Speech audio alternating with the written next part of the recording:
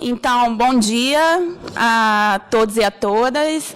É um prazer estar aqui para abrir, né, essa segunda parte do seminário de graduação em Relações Internacionais desse primeiro semestre de 2018, intitulado Drogas e Violência nas Américas, as alternativas nos limites e os limites nas alternativas.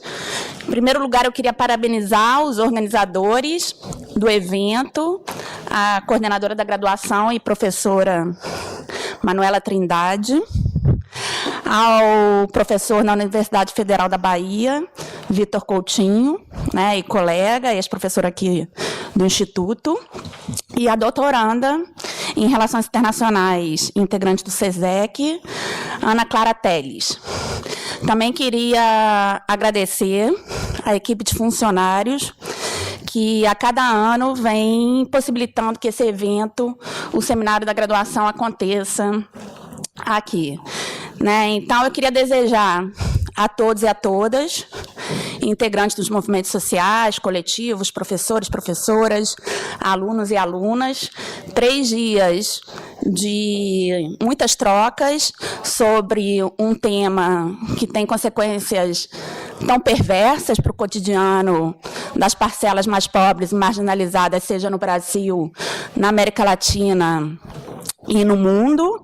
Né? Eu acho que um dos propósitos do seminário, que é justamente de olhar para a política das drogas e pensar como tal política é atravessada por questões de gênero, classe e questões de raça, né, é super bem-vindo e super necessário, e acho que está em perfeita sintonia com as pesquisas hoje desenvolvidas no Instituto, né, que tentam justamente pensar questões locais, questões nacionais e internacionais a partir desse olhar da interseccionalidade. Né? E, do mesmo modo, acho que é extremamente bem-vindo e necessário esse movimento crítico e autorreflexivo por parte, né, da academia e também por parte da sociedade em geral, por parte das instituições, né, no sentido de pensar justamente o racismo que vem sendo reproduzido aí por meio das guerras às drogas, com toda a sua lógica punitiva, lógica proibicionista. Tá? Então, eu desejo para todos e todas um excelente, um ótimo debate, e acho que eu tenho a sorte de poder participar também aí, né, na audiência e aprender aí com todos vocês. Obrigada. Passo a palavra para a Manu.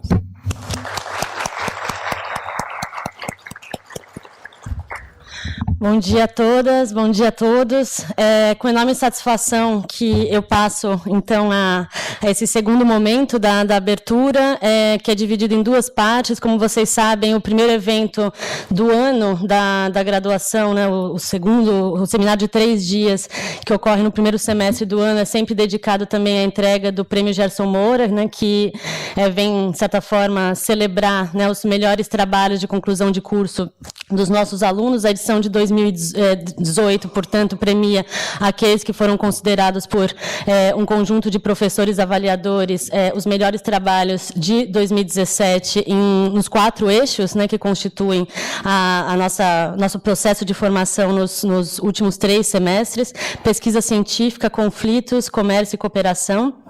Então, como vocês sabem, o prêmio é entregue aos principais TCCs, o melhor de cada eixo. Então, se trata de uma conquista bastante notável por parte desses alunos. Então, parabenizando os vencedores da edição deste ano pelo empenho e pela qualidade dos trabalhos, eu gostaria de chamar cada um para receber aqui o certificado aqui na frente. No eixo de pesquisa científica, gostaria de chamar a Larissa Santos Souza, que trabalhou, enfim, o que produziu, autora do trabalho intitulado Vidas Governáveis, uma análise sobre a condição de refugiado a partir do campo, da vida nua à governança humanitária, trabalho orientado pelo professor Bruno Magalhães.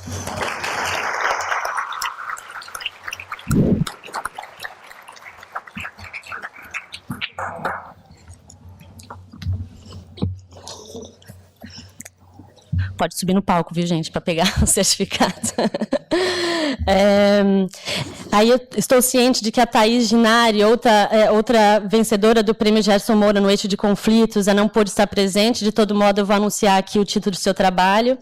Sozinhos pelo Caminho, da Invisibilidade e Ambivalência, uma análise da proteção internacional de crianças separadas e desacompanhadas e as práticas de política migratória na União Europeia.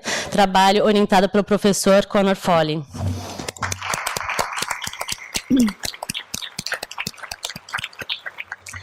No eixo de cooperação, Paulo Henrique Pucherio Filho, Pucherio, não sei se eu estou lendo apropriadamente, um trabalho intitulado Por que existe uma oportunidade para a cooperação Sul-Sul e como os BRICS podem aproveitá-la. Trabalho orientado pelo Paulo de Renzio.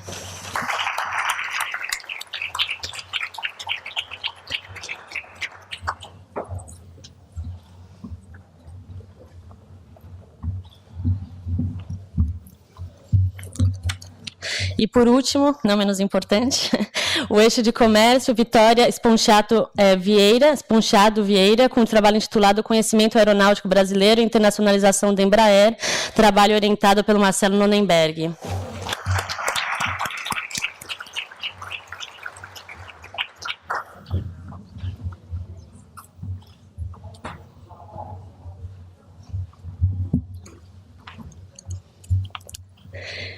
Enfim, ano que vem tem mais. Eu passo agora a uma breve apresentação do seminário.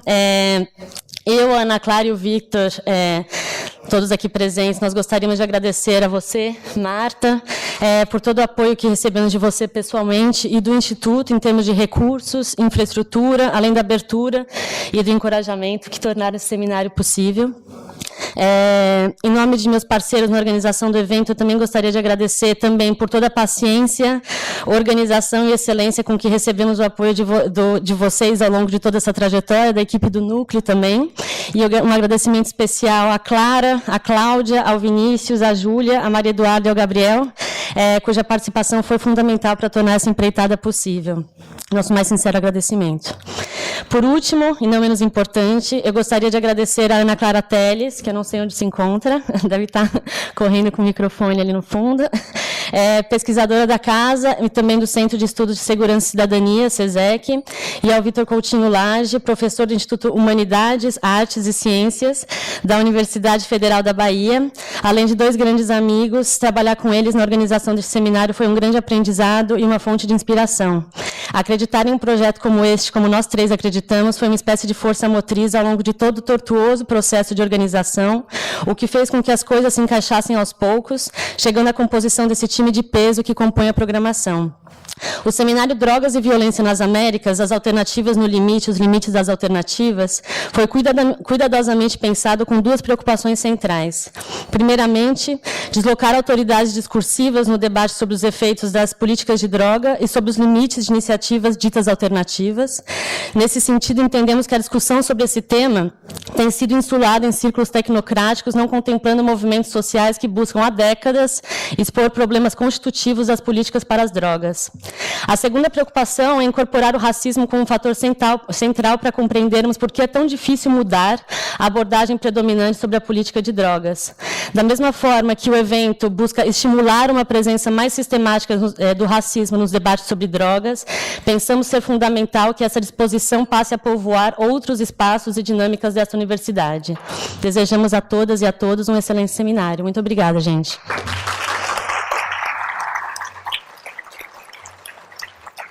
A gente vai passar por um pequeno ajuste logístico aqui, para a gente dar início à abertura propriamente dita do evento.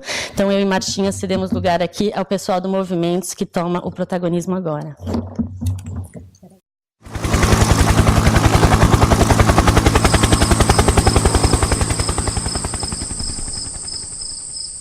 A carne mais barata do mercado é a carne. 5 rapazes fuzilados por PMs, 111 tiros. 3 suspeitos foram mortos. De acordo com a as investigações, esses militares compravam as armas ilegais e revendiam para colecionadores e também para criminosos. O menino é Eduardo de Jesus Ferreira, de 10 anos, e morreu atingido por um tiro de fuzil. Uma garota de 13 anos morreu na tarde desta quinta-feira dentro de uma escola. Foi vítima de uma bala perdida. Uma bala perdida. Uma bala perdida dentro de casa. Deus amado, Deus amado.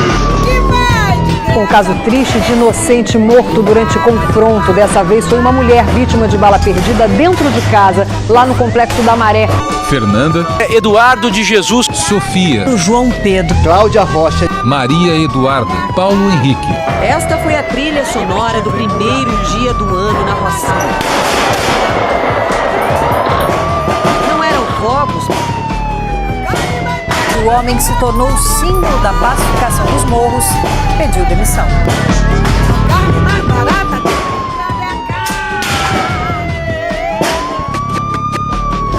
Que fez e faz história segurando esse...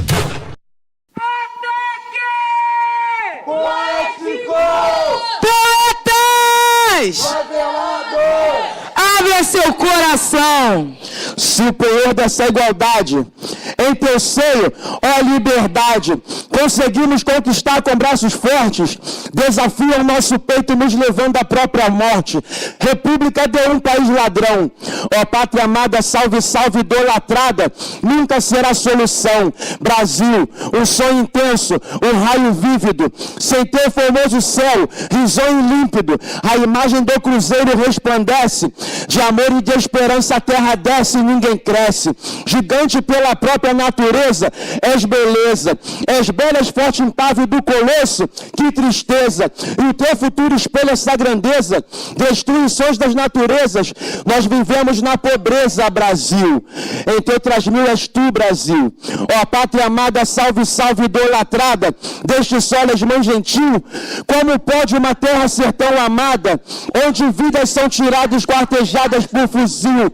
Não, aqui ninguém me engana, eu não quero ir pra Zona Sul pra tirar onda de bacana, só quero ter meu lar, deitar na minha cama e ter uma pérola linda, dizendo que me ama, deitado eternamente em berço esplêndido, ao som do mar e à luz do nosso céu, sobrenatural, fulguras, ó Brasil, florão da América, iluminado ao céu da nova ordem mundial, nossa terra é mais garrida, nossos bosques destruídos estão ficando sem vidas, teus risonhos lindos campos têm mais flores, nossas vidas no teu seio precisa de mais amores. Ó pátria amada, salve, salve, idolatrada por horrores, pavores. Brasil, de amor eterno seja símbolo. Se precisa de socorro, ninguém ouve teu sino. E digo o verde louro desta flâmula, o verde que pega fogo aqui é o que mais tem fama. O lábaro que ostenta os estrelados. Não vejo paz no futuro, muito menos glória no passado. Mas se ergues para a justiça clava forte, verás que o filho teu não foge à luta, não teme quem te adora, mas precisa de sorte. Em teu trasmil és tu, Brasil, ó pátria amada, salve, salve, idolatrada, deste solo és mãe gentil, como pode uma terra ser tão amada, onde vidas são tiradas e esquartejadas por fuzil? Essa é a realidade do Brasil.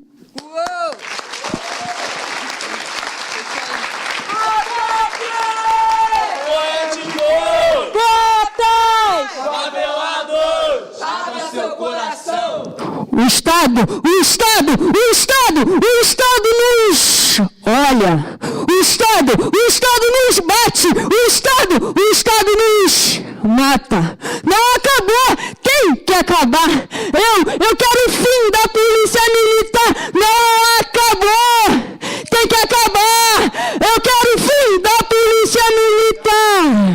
Martin Luther King, assassinado em 68, Marielle Franco, assassinada em 2018, ambos, aos 39 anos, lutavam pelos direitos civis, direitos humanos, mas quantos vão precisar morrer para o Estado perceber que com balas ninguém ele vai proteger? Marielle Franco, ela lutava pelos direitos e não era de direita, e por gritar seus ideais morreu com 4 tiros na cabeça, representatividade da mulher negra, lésbica, periférica. Ela era uma guerreira, ficou no peito, mais que isso, do luta a luta, até as ruas levaremos o nosso compromisso, e os que não esperavam vão ver as nossas faixas e nossos gritos. A favela avança e os barrinhos no poder vão ser surpreendidos. Nossas lágrimas não serão em vão, nossa dor ficou no coração. Quem matou Marielle? Quem matou Marielle? Marielle, presente! Marielle, presente! Anderson, presente! Anderson, presente! Hoje e sempre. Valeu. Ataque! Poetas! Abra seu coração! Vim de um lugar onde a ditadura é presente, onde a ONU é ausente, onde a liberdade se vende. Berço da humanidade gerou tantos filhos bastardos que a história encobriu, e antigos relatos comprovam que essa igualdade jamais existiu. E permanecemos desunidos, permanecemos feridos, nos dizem ter a marca de Caim, logo somos os malditos, que balela. E você sossega, nos afastam da ciência para que nossa nação permaneça cega. Os batuques, a capoeira é coisa de pobre, vagabundo imundo, mas quando se dá o trabalho de pesquisar a história a fundo, nosso povo tem sede de vitória e está pronto por fight. Queremos mais prêmios para nós, tipo Moonlight. O potencial existe, o investimento não. Favela, fábricas de talento que, se permitirem, a burguesia assassinarão. Como confiar na polícia, tanta corrupção e falsidade? Você paga suas fianças, mas nunca a liberdade. Desprezada a assinatura do fim da escravatura, pois a discriminação racial ainda é uma realidade dura. A população ainda sofre com esse tratamento hostil. É um drama vivido não somente no Brasil, é um problema global. E aí, você está preparado? Até com guarda-chuva eles verão que você está armado. Tempos modernos, problemas passados, solução a longo prazo. Enquanto pretos e pobres estão morrendo a curto prazo. Falo de estatísticas, do que a rua se entristece. Falo de políticas públicas, assunto que a favela desconhece. Promessas de mandato jamais afetaram o nosso presente. E quantos hoje se sentem representados pelo presidente? Poucos vivem, muitos sobrevivem e somatizam esses problemas. Porém, enquanto a cultura estiver viva, lutaremos contra o sistema. É isso.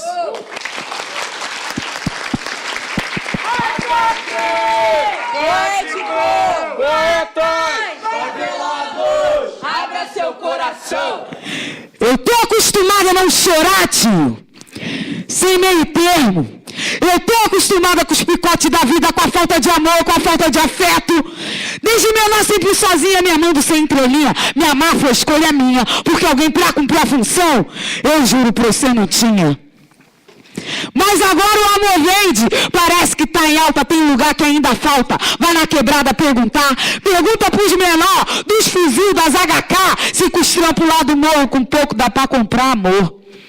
Se a pistola que nem dólar, mas na real defende agora, tá podendo amar o menor muito mais que tu e eu. Senta ele e pergunta a cor da parede escondida, se os furos decora a vista ou fazem parte do acidente que às vezes decora a gente que tá subindo o morro. Fala um pouco sobre a vida e vê a disparidade, que para e repara a idade de quem não passa dos 13, que para, repara a revista, dá tapa na cara, pisa, sem coragem não se admira com a falta de amor. Tô ligada porque eu me vejo quando encontro os menor na pista, reflito o trampo da vida e penso que faltou pouco pra eu ter pistola no coldre, sorriso estancado frouxo de quem conheceu olho roxo, conheceu a falta de pão, a falta de coisa em casa, e que se embrulhasse a falta era choque de ostentação.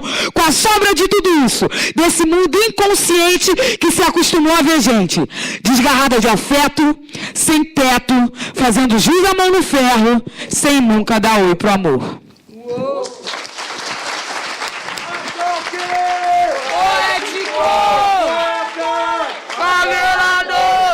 Abra seu coração! Independente do presidente. Independente do presidente, sabemos que tem endereço certo cada opressão.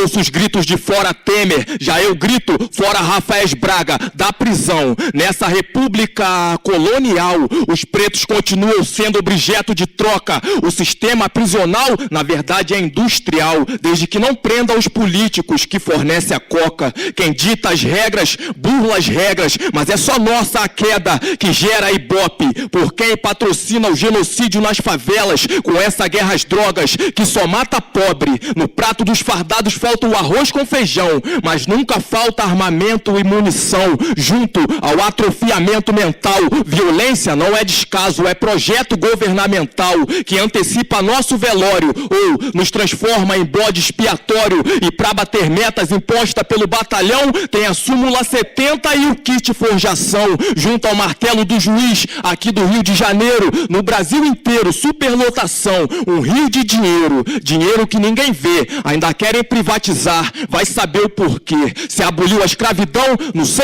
sei que fomos jogados da senzala para a prisão.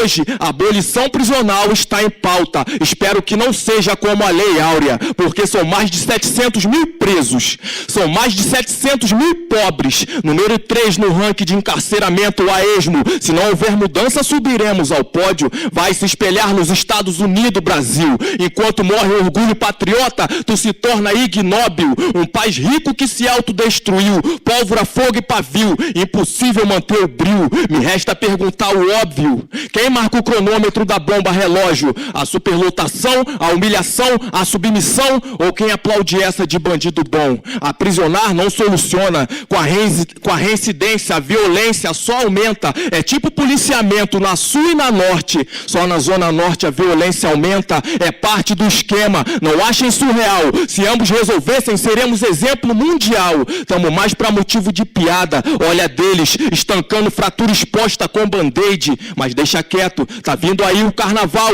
uma das maiores ferramentas de lavagem cerebral. Grades física e mental nos torna incapaz, com a mesma sensação de liberdade de Alcatraz.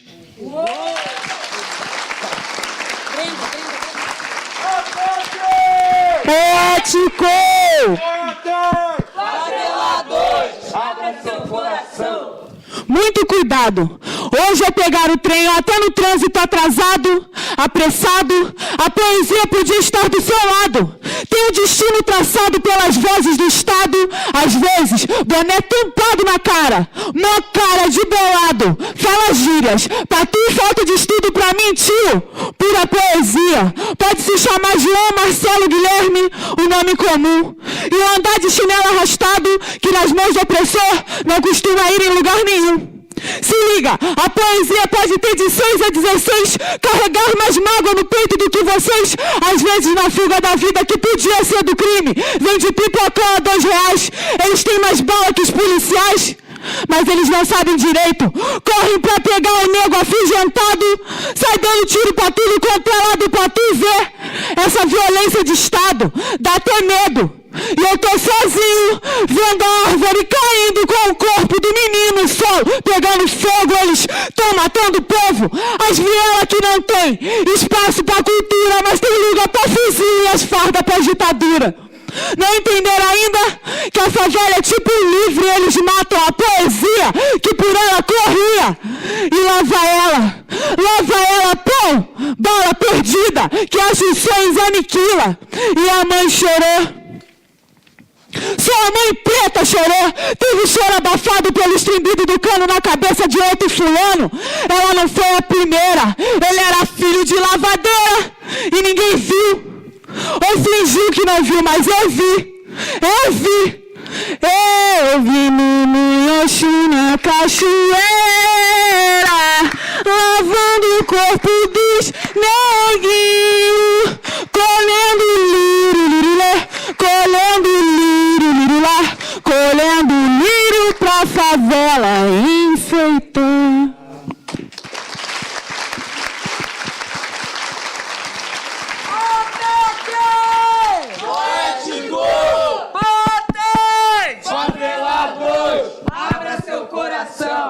Nos olhos dos que lutaram antes de mim, eu enxergo cansaço, rosto suado, um coração magoado e uma mente em cacos. Seus bolsos furados, sonhos rasgados, uma geração que desceu e subiu a ladeira em vários guetos, acreditando no que hoje me faz acordar quase todos os dias com um som que se repete em várias periferias. O mundo inteiro viu naquela tela aquela cena que não era de novela. Homens brancos desceram de helicóptero, colocaram uma bandeira e disseram que haja paz. E eu assisti aquilo tudo ali deitada com a minha família abaixada. Os tiros eu ouvi pegaram na minha casa. E assim eu fui criada, aprendendo táticas e meia muita bala. A minha avó desde pequena falava para mim: se der tiro, não corre, andar nos becos não pode, qualquer barulho se esconde, não esquece. Só sai da escola de bonde. Nos jornais, a gente sempre é manchete, o resto da história vocês já conhecem. O moço de terno diz: é guerra às drogas. O povo da periferia grita: é guerra aos pobres. E nesses 7 anos muita coisa piorou, tem fuzil sempre apontado no coco de morador, não existe diálogo. A culpa sempre é do favelado, é revistado, enquadrado, taxado de otário. Agora eu te pergunto, para que tudo esse estado o consumo não diminuiu, pelo contrário, só expandiu? Há tempos eles dizem: vamos proibir, só que da proibição nasce o tráfico, os chefões não estão aqui, olha lá. Outro avião foi encontrado, só que dessa vez com mais de 600 quilos de cocaína de um ministro que eu nunca ouvi falar na vida. Tá preso? Não. Prenderam Rafael Braga. Foi mais fácil, né, capitão?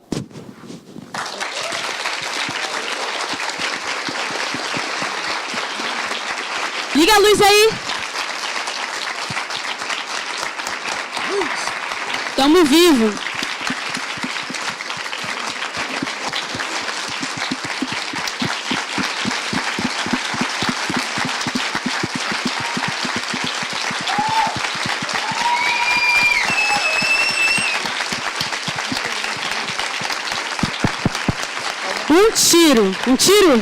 Tiro. De AK-47, poesia estremece muito mais que AK-47. Um tiro de AK-47, poesia estremece muito mais que AK-47. Salve, galera, bom dia? Bom dia? Bom dia mesmo, mano? Então, nós somos o coletivo Poetas Favelados. Eu vou passar o microfone aqui para a Brenda, para ela apresentar melhor a gente, né, Brenda? Abra seu coração. Não. Tá ruim, né? Não tá funcionando. Então, gente, como a Sabrina disse, vocês já viram, nós somos o coletivo Poetas Favelados. Somos um coletivo formado por vários jovens de várias favelas do Rio de Janeiro. A gente tem gente aqui de São Gonçalo a Petrópolis, então é isso. E a gente promove isso que vocês viram aqui, né? Que levar um debate mais crítico e um despertar para as pessoas no ônibus, no metrô, na faculdade, na escola, até para crianças já recitou poesia. Os ataques poéticos são no geral, para informar mesmo, despertar a gente dessa realidade que acho que muitos aqui conversam, falam sobre o assunto, mas não vivem. Né? E a gente vive e a gente relata isso na nossa poesia para um despertar mais poético aí da discussão aí. É isso, a gente mês que vem a gente completa 1 ano de Poetas Favelados. Hoje tá todo mundo aqui do coletivo. Cadê a Tainá, que eu não estou enxergando? Olha lá, a Tainá também é nossa produtora maravilhosa, Tainá. Nossa produtora braba. E quem quiser acompanhar melhor nosso trabalho, curte lá nossa página Poetas Favelados. A gente também é tecnologia, então a gente está lá no Instagram também, @Poetas Favelados. E quem quiser acompanhar nosso trampo também paralelo, individual, Natália Delira, tem página lá no Facebook, Auneg, MC Martina, MC Dalfarra, Dal com 2 L's e 2 R's, Dalfarra, marqueteira. Favelado qualquer, Brenda Lima e LZ. E antes de terminar, né, a gente queria agradecer pelo espaço. A gente acha muito importante a gente ocupar todos os lugares, né? Mas também, né, principalmente a PUC, né, Carol? A gente soube o que aconteceu aqui semana passada. Estão no erro, hein? Estão no erro, mano. E eu acho que o que aconteceu aqui não é nenhuma novidade pra gente, né? Eu acho que só simboliza o quanto que as coisas sempre foram pra gente, na verdade, né, Carol? Casa Grande e Senzala. Fala, Dodói, abre seu coração. Agora temos um microfone. Fala aí, Dodói. Não, acho que assim, eu considero muito grave, né, o que aconteceu. E eu acho que é para a gente assim, parar e refletir sobre quem é o senhor de engenho hoje, né? Porque muito se diz sobre sobre a gente pautar o racismo ser um mimimi, né? Mas a gente sabe que as coisas se ressignificaram. Então é para a gente ficar bem esperto, assim, para entender que existe um senhor de engenho, que ele foi ressignificado. E o que a gente deve fazer frente a isso, assim. É isso, a gente vai sair, mas antes de sair, a gente queria pedir a colaboração de vocês, porque nós somos um coletivo independente, só que quanto mais independente a gente é, mais a gente depende das pessoas. Então, vou dar uma jobeira da Universal agora, meus amigos vão passar o chapéu, vão passar não a é cartão, aí. Tá, gente? Não tem cartão. A gente aceita cartão.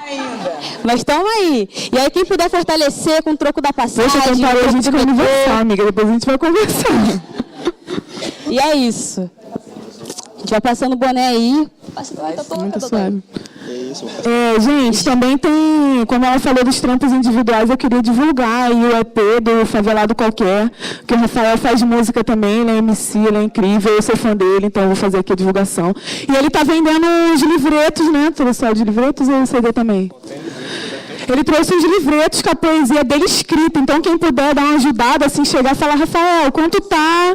Nossa, que vocês vão gastar em litrão essa semana, gente. Então, pô, vamos, né? Vamos fortalecer aí, que o cara é bom mesmo. Então, o chapéu vai continuar passando, vai passando aí, ó. Enquanto isso, eu vou convidar meu bonde aqui, Poetas Favelados, para se sentar. Muito obrigada. Uma salva de palmas para Poetas Favelados. Obrigada, gente. Senta aí, mano. Oi? Beleza. Então, eu também faço parte do Movimentos, que é um coletivo que vai sentar aqui daqui a pouco, né? A gente vai trocar as cadeiras enquanto isso, vamos colocando. O Movimentos, não sei se eu apresento, não apresento, mas eu vou falar um pouquinho bem rápido do que é o Movimentos, tá? Pra gente ir enrolando. E antes disso, também deixa eu me apresentar, né, galera? Eu sou MC Martina, sou lá do Complexo do Alemão, faço parte do Poetas Favelados, faço parte do Movimentos. O Movimentos é um coletivo formado por mais ou menos 13 jovens, eu sou muito ruim em matemática, mas eu acho que é isso. 13 jovens de várias favelas do Rio de Janeiro. Então a gente tem Alemão, Brasipina, né, Tainara? Brasipina, e várias outras favelas. E a gente tem como objetivo levar a política e a discussão sobre políticas de drogas, porque o que aconteceu até agora? Alguém aqui já foi em um debate sobre políticas de drogas? Balança a mão aí. Essa mão é para o chapéu ou para o debate? Então, qual o lance? Uma observação que a gente fez, né? Durante muito tempo tem essa discussão no Brasil, só que durante muito tempo também, a favela nunca foi protagonista dessa discussão. Sempre falam pela gente e a gente decidiu entrar nesse debate para disputar a narrativa e também contar a nossa história, né? Então eu vou chamar aqui, que ele já está aqui na verdade, né? Meu parceiro, vindo diretamente da Maré City, Aristênio Gomes, meu outro parceiro que adora vestir cinza, André Galdino, e a minha parceira lá do Alemão, cadê a Jéssica? Sobe aí, Jéssica, vamos conversar? Vamos conversar? E ele que é o mascote do grupo. Eu sou mais velha que ele, sabe? Mesmo que seja por meses. Ele que veio diretamente da Zona Oeste City. Alguém já foi em Campo Grande, gente? Ninguém? Aí, ó. Eu acredito em você, PUC, viu? Eu acredito em vocês. Cadê os bolsistas? Eu acredito em vocês, hein? Toma aí, ó. Chega aí, Gelson. Abra seu coração. Minha salva de palmas. Então, vou passar agora para o André. André, se apresenta aí, fala um pouquinho o que é o movimento, o que a gente faz. Bom dia. Primeiramente, queria agradecer aos Poetas Favelados por sempre representar a gente também. Eu acho que eles já mandaram o recado que conversa com o que a gente tem para falar aqui, deixar o nosso repúdio aos atos criminosos cometidos pelos parte dos alunos do direito da PUC. A elite brasileira, a sociedade brasileira precisa avançar, precisa parar de ser racista. A gente tem que aceitar que somos uma sociedade racista e para pensar um Brasil mais novo, um Brasil realmente diferente e real, a gente tem que parar para pensar nessa questão e não aceitar e dizer que racistas não passarão. Bom dia. Para a gente, queria agradecer o convite. Eu acho que é muito importante estar ocupando um espaço como esse, né? Eu acho que para todo mundo do Movimentos, assim também como é muito importante para muita gente que está aqui, que de alguma forma desconhece a realidade brasileira em vários aspectos, assim na prática, né? Meu nome é André, eu moro no Complexo da Maré, faço parte do Movimentos. Para além disso, também realizo um trabalho na ONG Redes da Maré, que é o Espaço Normal, que é um espaço de referência sobre drogas, que tem um trabalho em conjunto também com a galera aqui do Movimentos, que se chama Diálogos. Mas, para além disso, né, a gente está aqui hoje para falar do Movimentos. Então, como a Sabrina já tinha dito antes, somos um coletivo de 14 jovens, diferentes favelas, do Jacarezinho, do CDD, Campo Grande, Maré e Complexo do Alemão. E Braz de Pina também. Um salve ali para nossa amiga Tainara. Uhul! Braz de Pina presente. O Movimentos, ele já tem 2 anos, né, de vida, e ele nasce de uma parceria com o SESEC, que é o Centro de Estudos de Segurança e Cidadania do Rio de Janeiro.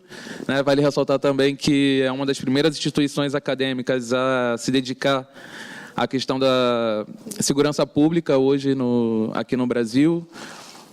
E dessa parceria, a gente entendeu que nós tínhamos diferentes realidades de favela para favela, mas muitas coisas em comum.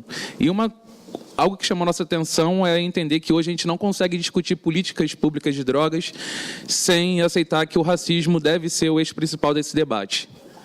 Não só nas políticas públicas, eu acho que em todas as políticas, né, públicas do Brasil como um todo, esse deve ser um ponto essencial para se pensar ou começar a construir qualquer caminho. Então, nós passamos basicamente 1 ano, né, pensando, juntando além da nossa vivência, do nosso conhecimento, né, sobre favela, a gente entendeu que era necessário conversar, aprender a aprofundar mais o nosso debate, e para isso, junto com o SESEC, a gente conversou, né, se encontrou com diversos especialistas nacionais, alguns deles estão aqui presentes com a gente, internacionais também. A gente ficou nesse processo de 1 ano pensando e procurando entender mais a fundo o quanto as políticas de drogas hoje, em especial a guerra às drogas, ela tem um impacto direto na nossa vida, na nossa realidade. Nesse primeiro momento, a gente passou, como eu disse, por volta de 1 ano. E após isso, a gente parou para pensar o porquê, qual era o propósito do Movimentos, para quem a gente queria falar, qual era o nosso público-alvo. E eu acho que isso importa, tem muito a dizer o porquê que a gente está aqui hoje, né? Então, a gente entendeu que o nosso público-alvo tem que ser a favela como um todo, e especialmente como jovens, né? Os jovens que acabam sofrendo esse genocídio que é real, é existente, não tem como a gente não admitir e tapar os olhos para essa realidade. Nesse sentido, né, a gente fechou esse primeiro público, a gente passou, após esse período de conversa e de aprendizado, a gente viu que era necessário criar uma cartilha que dialogasse realmente com esse público, usando uma linguagem que fosse mais próxima da realidade deles, tanto quanto a nossa. Só um minutinho, gente, há muita coisa para falar, a gente pode esquecer. E aí a gente parou para pensar a nossa estratégia, como é que seria esse diálogo, como é que se daria esse debate. E a gente entendeu que era preciso 2 formas. Uma primeira, que era levar o debate de política de drogas para a favela. E aí a gente começou um trabalho muito legal, primeiro com os pré-vestibulares comunitários, depois com as escolas públicas. A gente também já realizou diversas oficinas aqui, tanto no Rio quanto em outros espaços, outros estados também. E um segundo momento que era também levar a favela, para trazer a favela para esse debate. E aí a gente entende que também não somos salvadores da pátria, não tem como estar em todos os lugares, então parte da nossa estratégia foi articular com as mídias, tanto a hegemônica quanto a mídia independente e também, acima de tudo, a mídia periférica, que eu acho que é a que conseguia passar, eu acho, mais clara e de uma forma mais real do nosso discurso. Nós participamos de diversas conferências, a gente teve recentemente no maior congresso de drogas nos Estados Unidos também, aprendendo, a gente teve um contato com parte do grupo de negros, deu para entender um pouco como é que está sendo esse processo de legalização, de descriminalização nesses espaços. A gente entende que tem diversas políticas adotadas por vários países, mas o Brasil hoje, se a gente quer discutir política de drogas, a gente precisa entender que a gente tem que ter o nosso modelo, que é importante considerar os demais, mas é imprescindível que a gente crie uma política realmente nacional, uma política que represente a nossa sociedade como um todo. E aí, né, depois desse trabalho de conversar com diversos segmentos da sociedade, a gente entendeu que o Rio de Janeiro, a gente estava acabando monopolizando esse espaço, que por mais que a gente não tivesse voz, o Rio de Janeiro, especialmente o município, tem um destaque na mídia, né, nacional. E aí a gente parou para pensar que tinha a Zona Oeste, como outros espaços que são totalmente silenciados, que hoje está mais em pauta por conta desse crescimento das milícias, que só agora a sociedade parou para perceber o quanto é prejudicial. Mas para quem está nessas áreas já sabe disso há muito tempo, já vem sofrendo esses impactos, essas violações constantemente. E aí a gente entendeu que tanto a gente deveria conversar com outros espaços da cidade, a gente precisava construir uma estratégia, articulações nacionalmente. Então, no final do ano passado, nós criamos o Movimente-se, que foi um encontro com diversos jovens de vários estados do Brasil. Eu acho que a gente só não teve representante da região sul do país e que eram jovens que dialogavam com outras realidades, que diferente da favela, que também, diferente da favela, existe a periferia. E foi importante para a gente construir esse espaço, essa estratégia forte, pensando no âmbito nacional de fortalecimento, de discussão dessa política. Mas aqui, bom, a mensagem que eu queria passar é que a gente está aqui, a gente agradece, mas o discurso hoje de política de drogas, assim como diversos assuntos como um todo, ela ainda está restrito a espaços privilegiados, né, da cidade. A gente quer mostrar aqui, tirar esse estigma de que a favela só fala através da experiência, através da sua vivência. Nós estamos aqui para dizer que também somos produtores de conhecimento, somos especialistas, intelectuais, eu acho que isso é muito importante, né? Como a própria apresentação dos poetas aqui deixou bem claro, a gente não vai aceitar mais permitir que se discuta política de drogas, assim como outras políticas, sem aceitar a nossa presença. A nossa presença se faz essencial. E tem uma fala que é do Tainan, né, que também é do Movimentos. Ele não está, infelizmente, não está aqui presente, que ele diz que o mundo acadêmico, as instituições, em sua maioria, os especialistas, eles só conseguem utilizar a linguagem acadêmica. Mas nós, enquanto movimentos, a gente tem, além dessa linguagem, temos a linguagem do teatro, né, da poesia, da dança, do hip-hop e do funk. E por isso nós somos muito mais fodas. Muito obrigado. Queria agradecer, passar aqui para o meu amigo Ari. Muito obrigado pela presença de vocês. André Galdino. Representou, hein? Representou. Então, Ari, músico, né? Estudante de história, pessoa simpática, do sorriso bonito. Ari, se a gente for analisar a história do proibicionismo no Brasil, a gente vai ver que isso tipo assim, a gente vê que é uma ferramenta muito grande de manutenção do racismo no Brasil. Então, se a gente for ver, nosso país é o terceiro país que tem a maior população carcerária do mundo, assim. Estamos em terceiro lugar aí nesse pódio, como disse o Inácio. E se a gente for ver, trazendo um pouquinho para o feminismo, né, tem alguns dados recentes que falam que de um tempinho para cá caiu bastante as taxas de feminicídio para as mulheres brancas. Beleza, isso é muito positivo, né? Estamos mais vivas. Mas se a gente for ver para o lado para mulheres negras, esse número aumentou bastante. 54%, aí tá vendo? A gente estuda. Então, atualmente tem cerca de 700 mil pessoas presas. E tem muitas mulheres presas. O que você tem a dizer sobre isso? Sobre a história do proibicionismo, de como que a gente trouxe esse modelo de proibição dos Estados Unidos para cá? Enfim, abra seu coração. Vou abrir.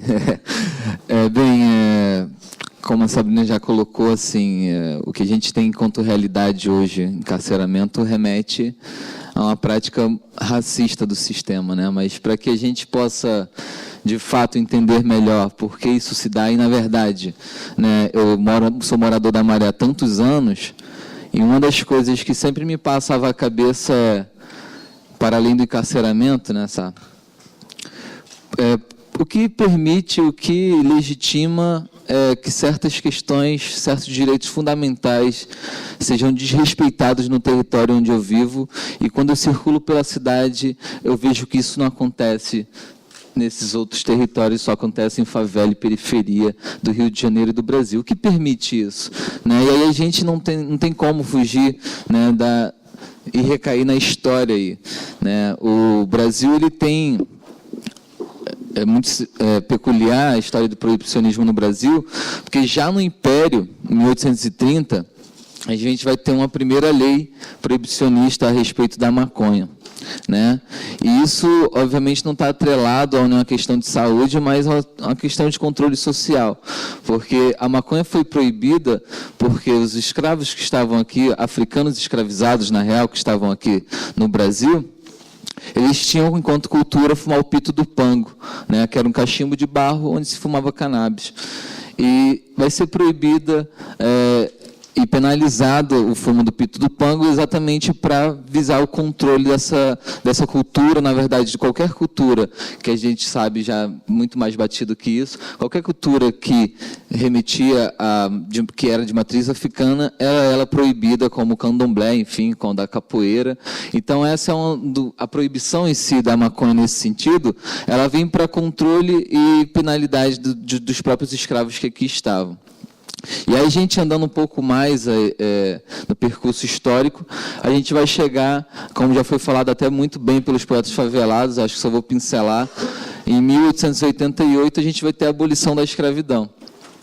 E aí, nos livros didáticos, causa uma leve impressão de que, após a Lei Áurea, saiu todo mundo correndo por aí livre, gritando, fazendo samba, quando, na real, o governo, né, e a República, que vai se instaurar um ano depois, em 89, não vai traçar nenhuma política pública para inserir essa população negra e ex-escrava na sociedade de um modo geral. Pelo contrário, ela vai começar a traçar leis, um código penal que duramente vai servir para o encarceramento dessa população. No mesmo ano, por exemplo, é instituído a lei de vadiagem, né, que você não é mais escravo, agora você está onde? No mercado formal, ou você está perambulando pela cidade, vamos fazer o recorte aqui da cidade do Rio de Janeiro. Então, existia uma massa ociosa morando aqui nos cortiços, enfim, que vão se alocar aqui pelo centro do Rio de Janeiro, porque o Rio de Janeiro, na virada do século XIX para o XX, era muito esse centrão aqui, nem a Zona Sul em si ainda iria se desenvolver. Então, vai começar a se prender pessoas, corpos negros que estão circulando e estão ociosos, ou seja, são considerados vadios. E isso não vai ser à toa, né? Assim, a gente vai estar passando também por um período de reforma da cidade, né, onde teorias higienistas vão dizer que é preciso alargar as avenidas aqui, transformar o Rio de Janeiro no que seria parecido com a França, uma Belle Époque, a brasileira, e aí a gente vai ter essa massa que vai ser aprisionada, inclusive trabalhando fortemente na construção do que é a Avenida Central da época, né, da Reforma Pereira Passos, que hoje é Rio Branco. Então, vai existir uma espécie de calabouço, prisão, que fica ali onde é o atual aeroporto, Tom Jobim, que vai usar essa massa de presos, que são presos por vadiagem, para trabalhar de graça e na verdade, análogo à escravidão. Não somente, também vai criar uma seção, né, de entorpecentes tóxicos e mistificação, visando proibir o uso da cannabis nos rituais de candomblé. Então, a gente percebe que, após a abolição, o controle social e aprisionamento do corpo negro vai continuar. Né?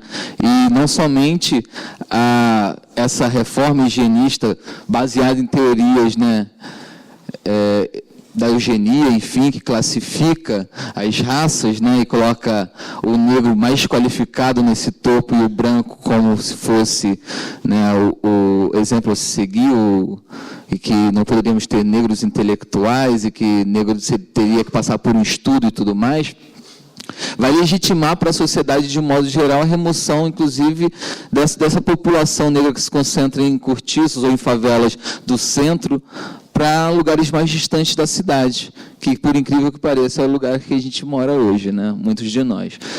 Então, aí a gente passa também num período, né, do Estado Novo, chegando aí, que vai continuar com essa prática de coerção e controle social, que de um modo que vai chegar até a ter uma política do Getúlio Vargas que vai permitir, né, vai tornar o candomblé legalizado mediante que eles parassem de consumir ou fazer o rito, né, junto com a cannabis.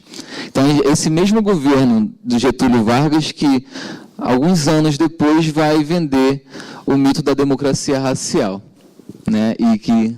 Você quer falar alguma coisa, Sá?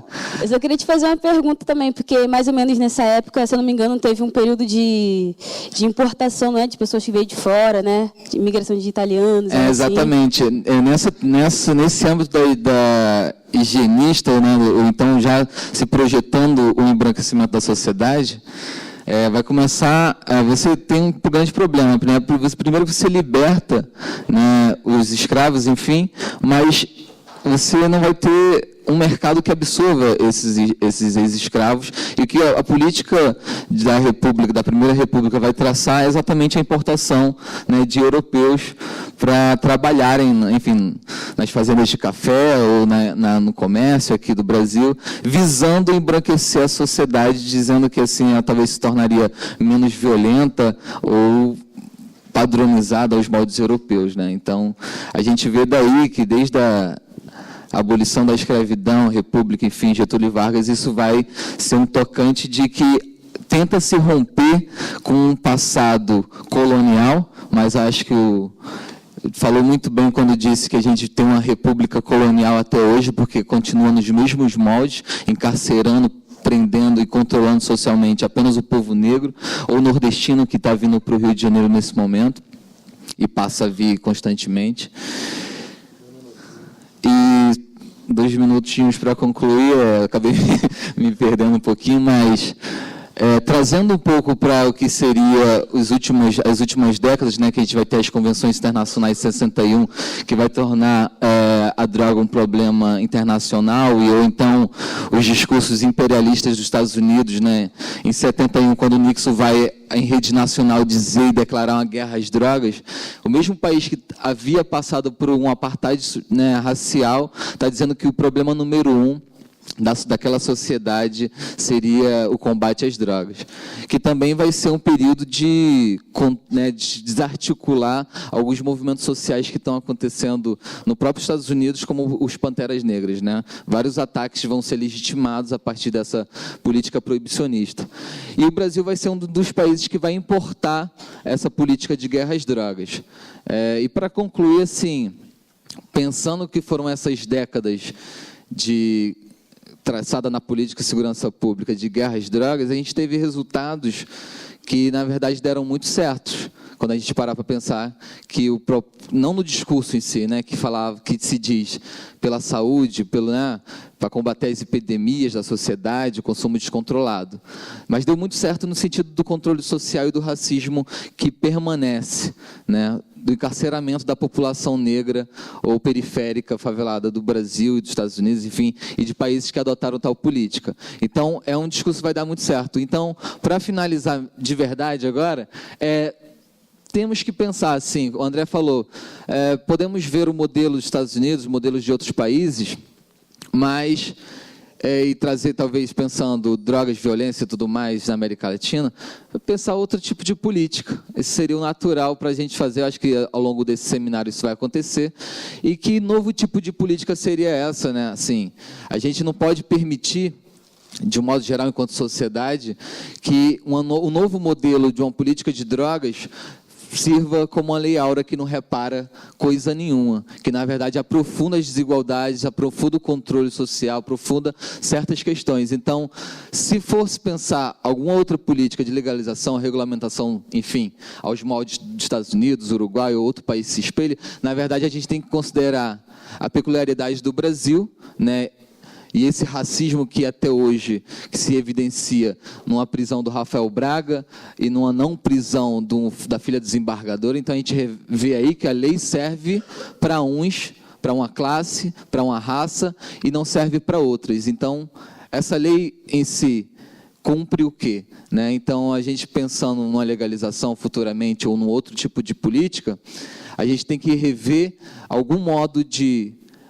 Uma reparação histórica seria muito necessária. Reverter décadas de fracasso, de ausência do Estado nas favelas. Né? Esse montante de dinheiro que é gerado pelo mercado de drogas, enfim, deve ser planejado para que repare essas décadas de ausência do Estado, de criminalização, genocídio da população negra e encarceramento. E coisas como o genocídio, o encarceramento, ou até mesmo o ato de racismo que aconteceu nos jogos jurídicos, revela uma mentalidade racista da nossa sociedade que pouco se preocupa com o que está acontecendo muitas das vezes nas favelas e que, na verdade, conserva até hoje seus privilégios. Então, a gente deve parar para pensar e repudiar e criminalizar esse tipo de atitude. É isso. Obrigado.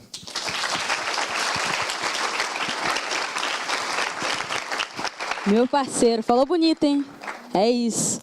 Então, galera, queria dar um salve também pro Dudu, pro Francérgio, que vai vir aí mais tarde, nos outros dias. A Ingrid, que nem chegou ainda. A Ingrid já chegou, não, né? Daqui a pouco ela chega aí.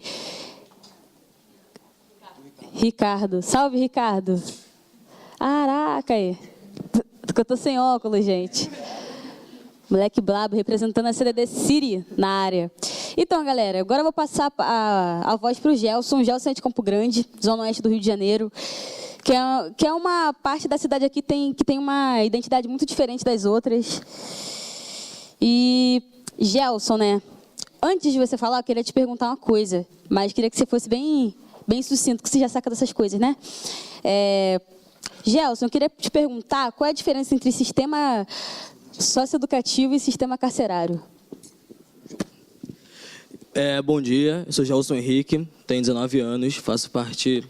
Eu estudo Ciências Sociais, sou de Campo Grande. Então, entrando na pergunta da Sabrina... Tá todo mundo ouvindo? Tá, né? Entrando na pergunta da Sabrina, há uma diferença entre o sistema socioeducativo e o sistema carcerário. O sistema socioeducativo ele é voltado para crianças e adolescentes, que é uma pauta da Secretaria de Educação, e o sistema carcerário é da Secretaria de Assistência Penitenciária. Pensando nisso, além, como o Ari falou, o André falou, além de estarem matando a nossa juventude negra, além de estar nos matando, estão nos encarcerando. Segundo o dossiê de criança e adolescente de 2012, 78% dos adolescentes em conflito com a lei que estão cumprindo medida socioeducativa são majoritariamente não brancos, com baixa escolaridade e pobres. E pensando é muito complexo, porque a taxa de homicídio é 77% dos homicídios que acontecem são de jovens negros. Então, pensando que estão tentando matar e encarcerar essa potência, hoje, eu, junto com alguns amigos, nós criamos uma produtora chamada Na Pista, que é uma produtora feita por jovens que passaram pelo sistema socioeducativo e jovens de periferia e favela. Então, já é um debate que a gente começa a tratar, e que é a política de drogas, encarceramento e o genocídio do povo negro. Então, assim eu conheci movimentos, que foi através do Movimentos, que ocorreu no final do ano passado, porque houve uma preocupação entre a diversidade de juventude do Rio, da Bahia, do Acre, e dentro, por exemplo, do Rio, a diferença entre a favela e a periferia.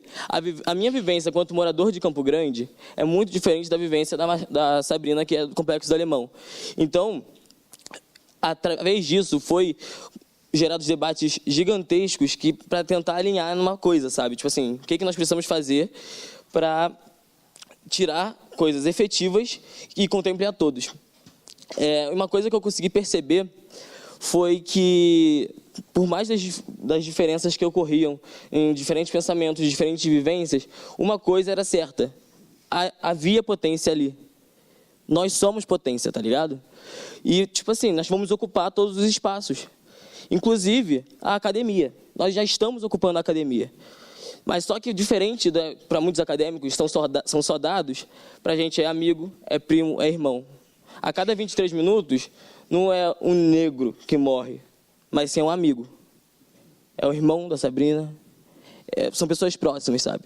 Então, dá uma dinâmica que é diferente. Não é só número, emocional, sabe?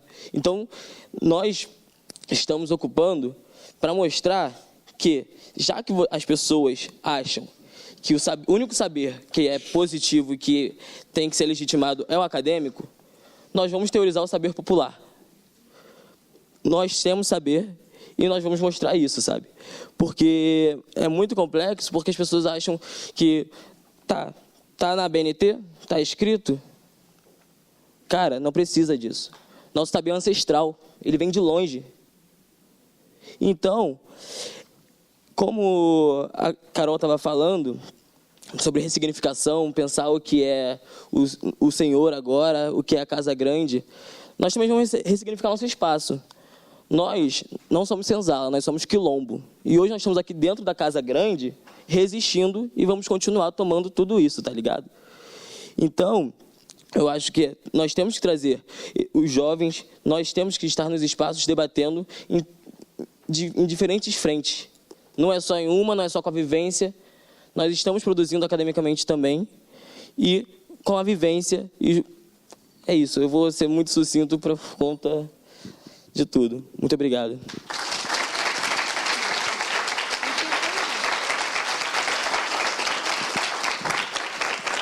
Meu amigo. Gelson, você tem um trabalho muito incrível com a TV Tá na Pista, né? Com a galera do Degás e tal. Você podia falar mais pra galera sobre o que é isso? Então, hoje nós somos uma produtora de audiovisual, que, como eu tinha dito, ela é feita por jovens ex-internos do Degás, jovens de periferia e favela, com o intuito de gerar renda e criar oportunidade, tá ligado? Nós acreditamos, nós todos temos voz, mas só que essa voz não é potencializada. Então, o nosso símbolo é um megafone, mostrando que a nossa voz está sendo potencializada e vai ecoar por muitos lugares, tá ligado? E por que os jovens de periferia, de favela e que passaram pelo sistema socioeducativo especificamente? Porque nós temos uma ideia de que o sistema socioeducativo, o sistema penal, ele tem uma diretriz. Como disse Nilo Batista, um momento, gente.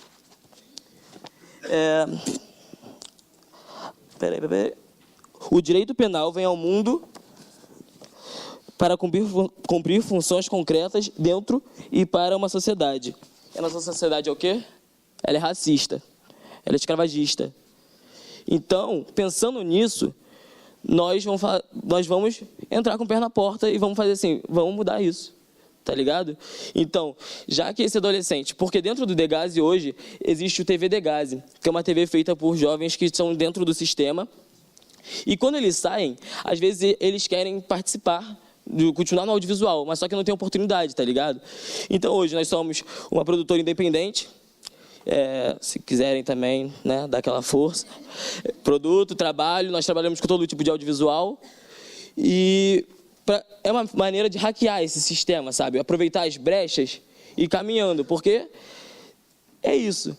Nós estamos caminhando pelas brechas, estamos ocupando tudo. E nós vamos continuar fazendo isso. E como dizia a Marielle, Ubuntu, eu sou porque nós somos.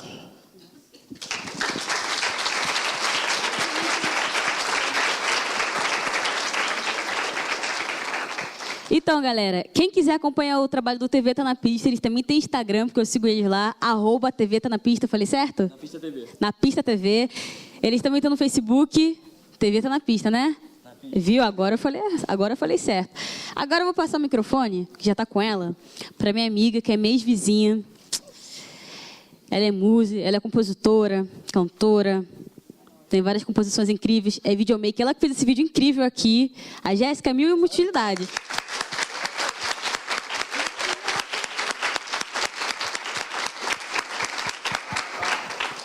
Jéssica, abra seu coração. Oi, gente, bom dia. A galera deu uma dormida. Bom dia, gente. Então, assim, quero começar falando sobre uma coisa. Primeiro, eu queria saber se tem alguém do coletivo Nuvem Negra aqui. para dar um alô aí. Gente, parabéns, vocês são, tipo, muito foda, assim.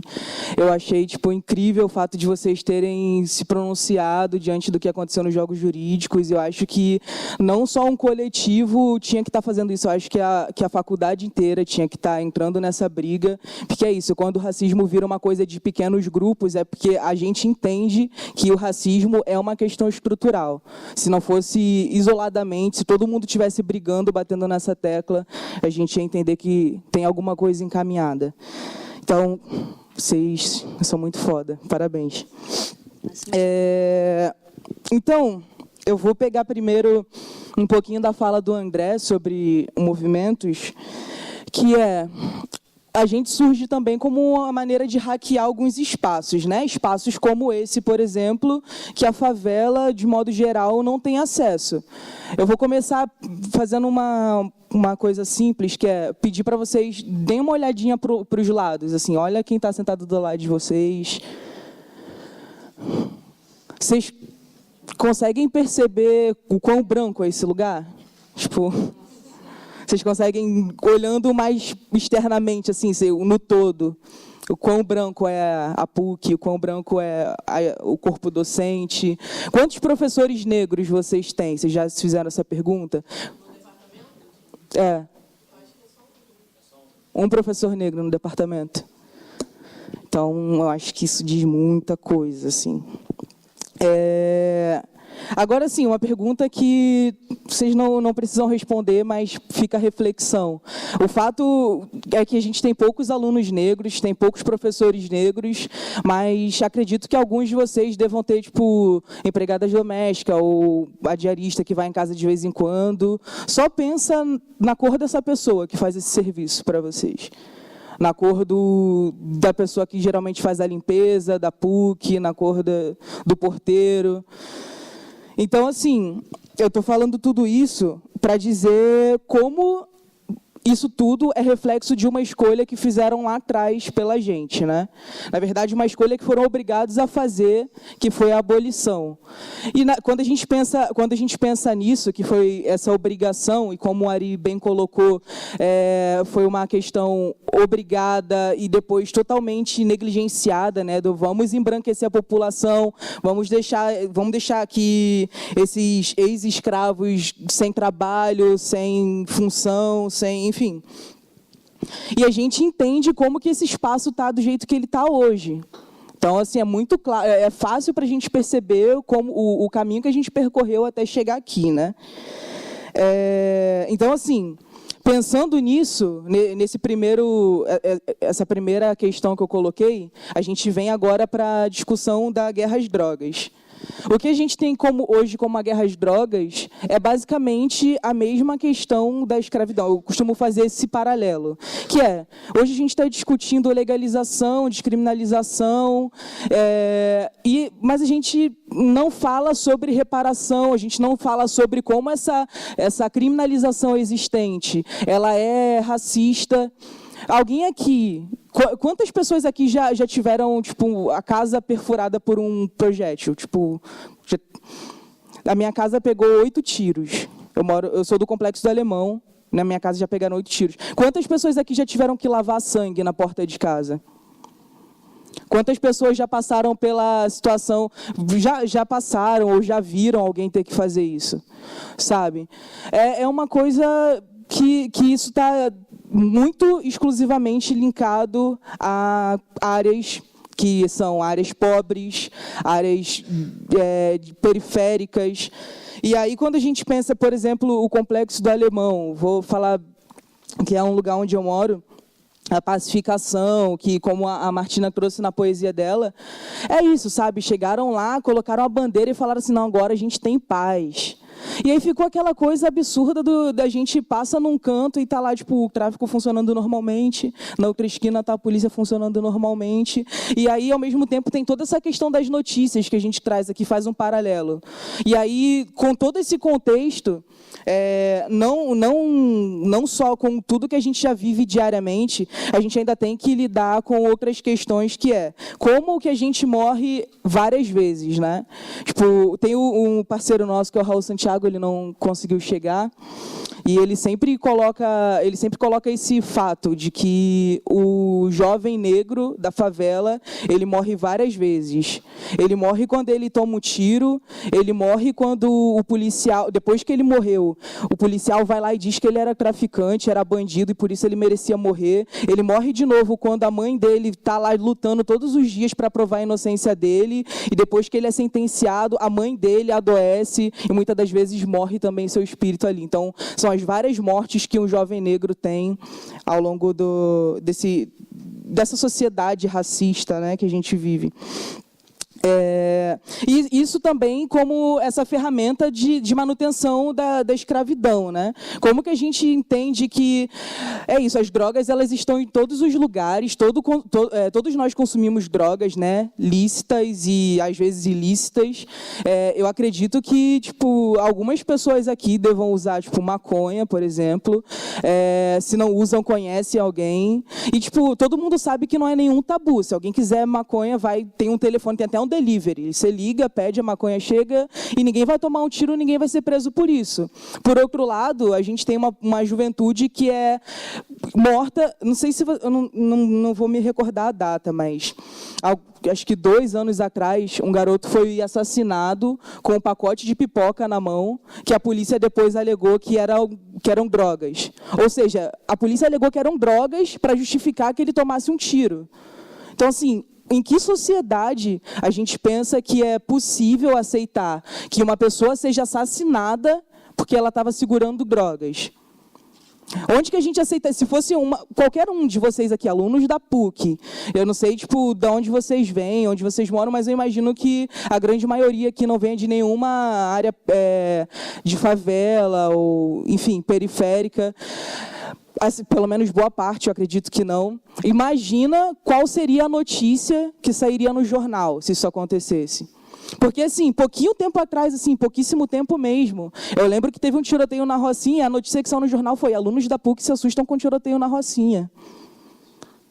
Gente, se ninguém mais acha isso absurdo, sabe?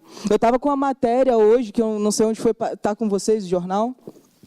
Tem um jornal que saiu hoje no Globo, a notícia do moradores do Leme em pânico, um negócio assim, que é sobre um tiroteio na Babilônia. Ou como a gente cansa de ver no jornal, motoristas em pânico na linha amarela, na linha vermelha, num tiroteio na Maré. Dia de pavor no Leme. Isso é um jornal de hoje, Dia de Pavor no Leme. Gente, em 2018, tem um tiroteio rolando dentro de uma favela, pessoas estão morrendo, e não só morrendo, mas... Oi? Eles agem como se não tivesse criança, cachorro... Exatamente, não, são várias vidas dentro de uma favela, e não só isso. Tem uma coisa que a gente ignora, vocês sabem o que é o caveirão. Carro blindado da polícia. Vocês não fazem a menor ideia do que é o estrago do caveirão dentro de uma favela. Sabe, vocês já viram, tipo, as ruas das favelas são minúsculas. É carro do morador de um lado, é moto do outro, às vezes é barraquinha do comerciante, aquilo ali sai levando tudo. Sabe, onde a gente imagina uma coisa dessas acontecendo numa área nobre da cidade? E a gente falar que essa guerra não é a guerra aos pobres. Então, assim, a gente tem que hackear esses espaços, porque, assim, vocês são essas pessoas que estão ocupando esses lugares e que futuramente vão estar tomando decisões importantes. E, assim, vocês precisam entender que essa discussão ela não pode ser feita à parte. Ela não pode ser feita por pessoas que não estão inseridas nessa realidade, porque senão vai ser uma nova abolição, sem nenhuma reparação, sem pensar nenhuma reparação, né? Eu tenho quanto tempo?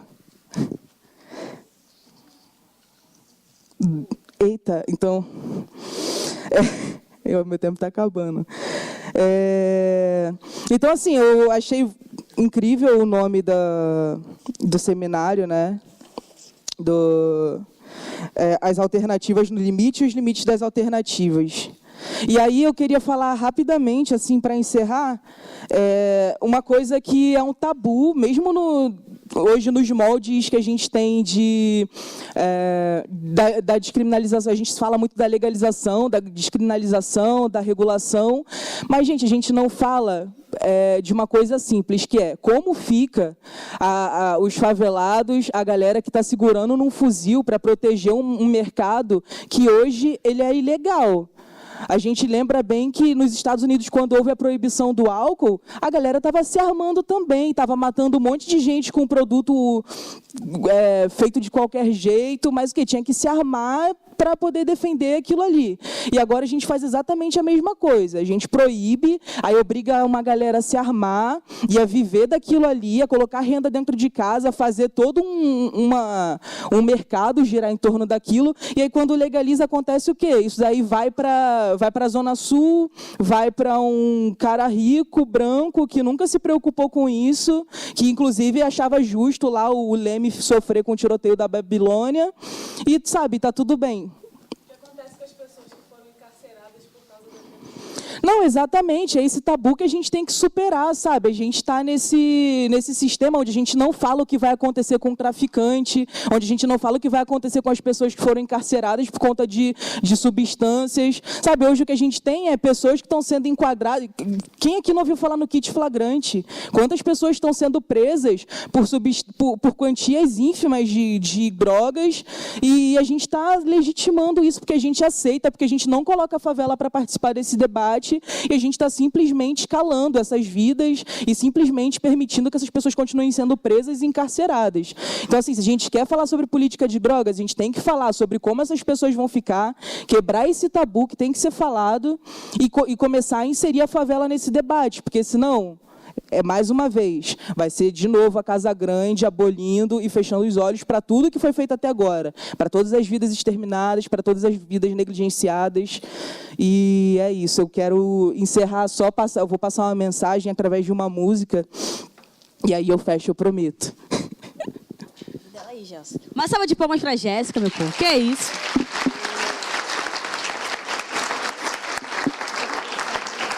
Enquanto a Jéssica vai se preparando aqui, eu queria agradecer mais uma vez a Manu pelo convite, a galera aí da PUC, dar um salve para todos os alunos que estão aqui, bolsista do coletivo Nuvem Negra. Vocês são resistência, mano. Máximo respeito a vocês. Um salve também ao Poetas Favelados, amo vocês. Um salve a todo mundo do Movimentos. Balança a mão aí, quem é do Movimento está aqui, ó. A gente está ao vivo. Quando a gente sai daqui, ó, vai lá ver nosso ao vivo no Facebook, no Instagram, curte lá nossa página e acompanhe melhor nosso trabalho. A gente também, essa cartilha que o André falou, tá no site, vai lá, movimentos.org, né? Ou não? Isso aí, movimentos.org.br, super acessível. Tem algumas cartilhas lá fora, quando você sair daqui, só lá pegar. E a gente vai distribuir? Vamos distribuir. E é isso, preparada?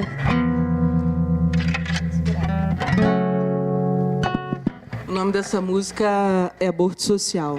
Eu sei que é o microfone mais alto, né? Uou!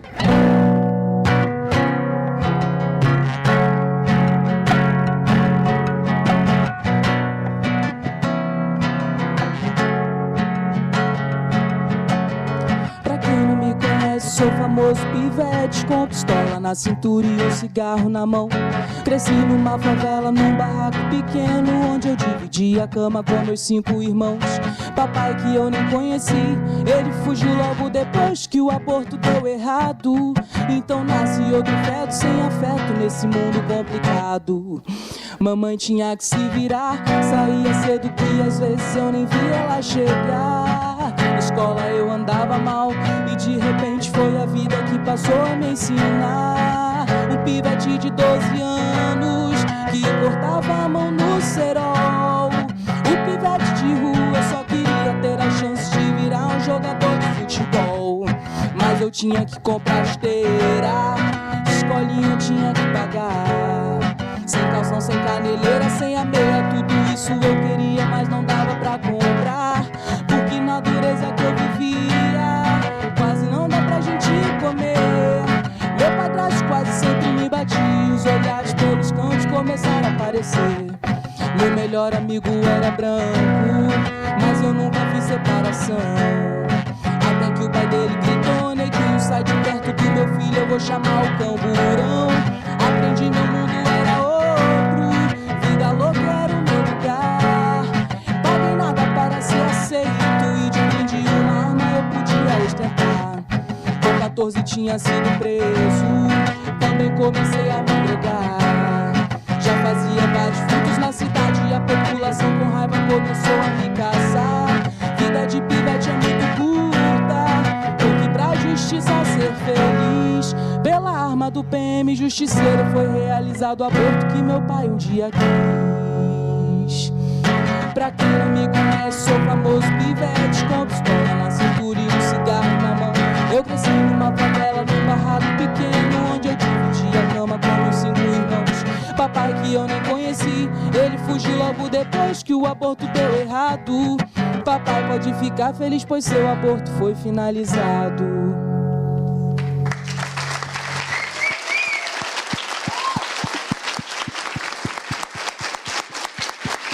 Jéssica Souto.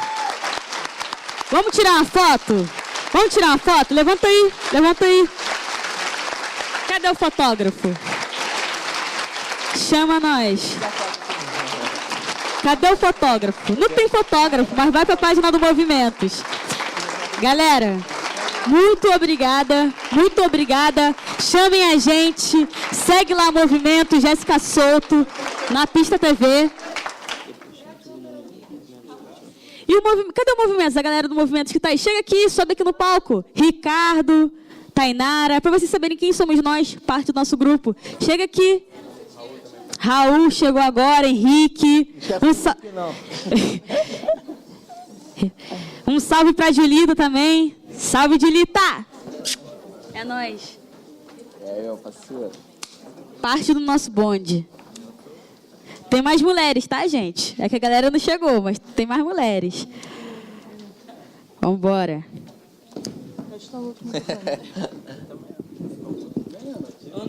Vem, Ana, Luna. Até, Julita. Desce aí, Julita. Essa parte do nosso grupo só. A Julita, que está ali atrás, ela é coordenadora do Centro de Estudo de Segurança e Cidadania, que conseguiu fazer essa ponte aí com a favela e a academia e está fazendo com que a gente consiga alcançar esses espaços, né? E também dando essa oportunidade. Então, galera, é isso. Obrigada a vocês. Muito obrigada. E eu peço com carinho assim que vocês pensem muito em tudo que foi falado aqui, porque para muitas pessoas pode ser uma questão de usar ou não usar substâncias. Para quem mora na favela é questão de sobreviver. Então, e não precisa nem estar usando. Então, acho que é isso. Muito obrigada.